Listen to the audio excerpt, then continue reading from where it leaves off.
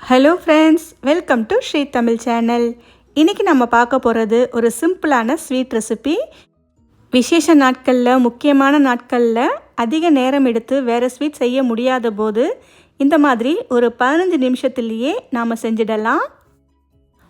முதல்ல ஒரு குக்கரில் 1 கப் அளவுக்கு கடலைப்பருப்பு எடுத்துக்கோங்க. இப்போ இதை 2-3 தடவை நல்லா கழுவிட்டு ஒரு 1.25 கப் அளவுக்கு தண்ணி சேர்த்துக்கோங்க.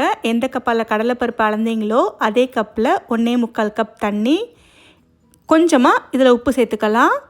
இப்போ குக்கரை மூடி போட்டு அடுப்பை மீடியம் லோ ஃப்ளேமில் வச்சு ஒரு 5 விசில் வேக வச்சு எடுத்துக்கோங்க. அடுத்து ஒரு பேனில் 1 ஸ்பூன் அளவுக்கு கசகசா சேர்த்துக்கோங்க. ஒரு சின்ன ஸ்பூன் அளவுக்கு சேர்த்தா போதும். இப்போ அடுப்பை மீடியம் லோ ஃப்ளேமில் வச்சு இந்த கசகசாவை 1 நிமிஷத்துக்கு மட்டும் லேசாக வறுத்து விட்டுக்கோங்க. கசகசா நிறம் மாறணுன்னு அவசியம் இல்லை, லேசாக வறுபட்டால் போதும். கசகசாவை இப்படி தனியாக வறுக்காமல் முந்திரி திராட்சையை நெய்யில் வறுக்கும்போது நெய்யில் சேர்த்து லேசாக பொரிய வச்சு கூட நாம் சேர்த்துக்கலாம். கசகசா லேசாக வறுபட்டுருச்சு. இப்போ நாம் இதை வெளியே எடுத்துடலாம். 5 விசிலுக்கு அப்புறம் குக்கர்லேருந்து ஸ்டீம் இறங்கினதுக்கப்புறம் திறந்து பார்த்திங்கன்னா உங்களுக்கு பருப்பு நல்லா வெந்திருக்கும். பருப்பு பார்த்திங்கன்னா பார்க்குறதுக்கு நல்லா முழுசாக அப்படியே இருக்கும். ஆனால் கையை வச்சு லேசாக மசிச்சு பார்த்திங்கன்னா நல்லா மசிஞ்சு வரும். இதுதான் நமக்கு சரியான பதம்.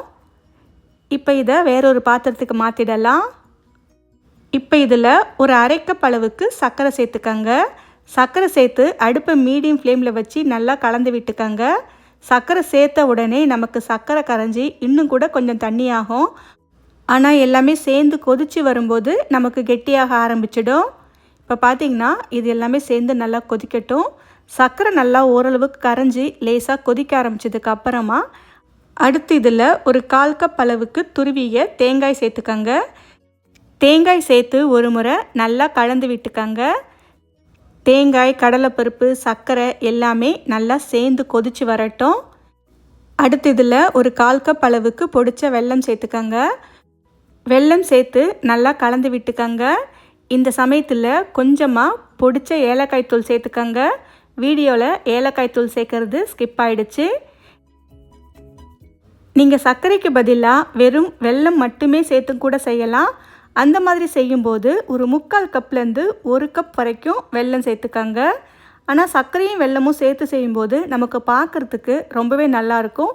வெல்லத்தோட சர்க்கரையும் சேரும்போது நமக்கு டெக்ஸ்சரும் நல்லாயிருக்கும், சாப்பிடவும் டேஸ்ட்டும் நல்லாயிருக்கும்.